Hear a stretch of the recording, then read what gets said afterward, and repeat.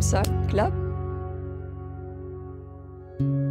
J'ai vraiment commencé par une école de journalisme, c'était à Strasbourg. Après ça, je suis partie en Guyane, où j'ai participé à la création d'un quotidien qui a rendu l'âme extrêmement vite. Et j'ai eu la chance de pouvoir être embauchée c'était FR3 Guyane, où je suis restée 7 ans. Et puis, quelques années après, j'ai appris qu'il y avait un poste qui se libérait ici à Nouméa. Comme pour diverses raisons, je n'avais plus envie de rester en Guyane, j'ai postulé, puis me voilà.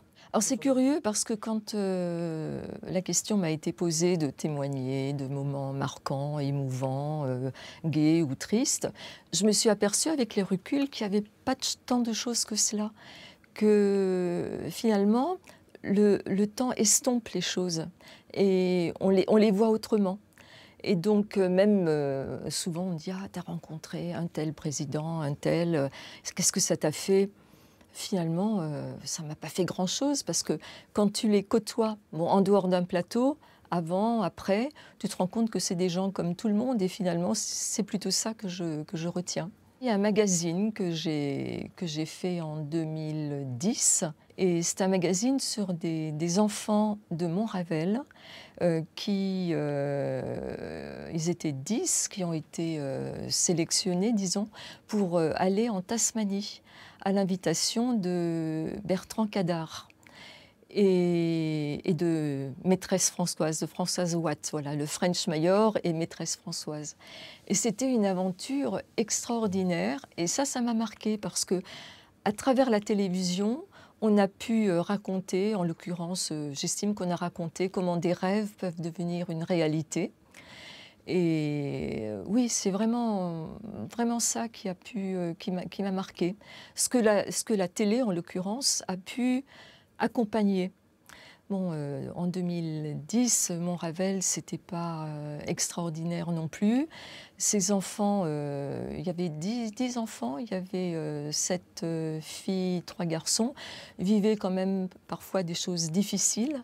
Et déjà le chant, dans un premier temps, les a aidés à se sortir un petit peu de leur quotidien. Et ensuite, ce voyage où il y a eu des moments très forts a dû les aider. Je prends un événement, par exemple, ils ont été reçus à un moment donné par le gouverneur de Tasmanie, qui est donc le représentant de la reine, enfin à l'époque la reine, en Tasmanie. Mais c'était incroyable. Je me souviens, on était à l'entrée, c'était un palais avec les grilles, ils avaient leur petit carton d'invitation, ils avaient tous leurs jolis costumes. Et on est rentré ensuite dans la salle de bal, là où Élisabeth d'Angleterre elle-même était allée 9 fois, je crois, 10 fois. Ils ont chanté ensuite devant une très belle assemblée. Ils ont été applaudis à tout rompre. C'était un peu la clôture, mais c'était quelque chose d'émouvant et sans doute à quoi ils ont dû penser longtemps après. Ces enfants doivent avoir 25, 26 ans. Et je crois que j'aimerais bien savoir ce qu'ils sont devenus, si ce passage par la chorale les a aidés. On dit que le chant est salvateur, peut aider. Et si ça les a aidés dans leur vie, ce qu'ils deviennent aujourd'hui, finalement. Je ne voulais pas parler de politique, et c'est pas vraiment de la politique, mais c'est un dimanche soir où j'ai reçu un coup de fil du directeur de la station à l'époque. Il devait être, je sais pas, après le JT. Hein. Charlotte, est-ce que tu peux revenir à la station il s'est passé quelque chose. Ah bon? Il y a besoin de moi, là, ce soir? Oui. Et c'était le double assassinat de Jean-Marie Tjibaou et de Yewini. Oui, ça marque. Ça marque beaucoup.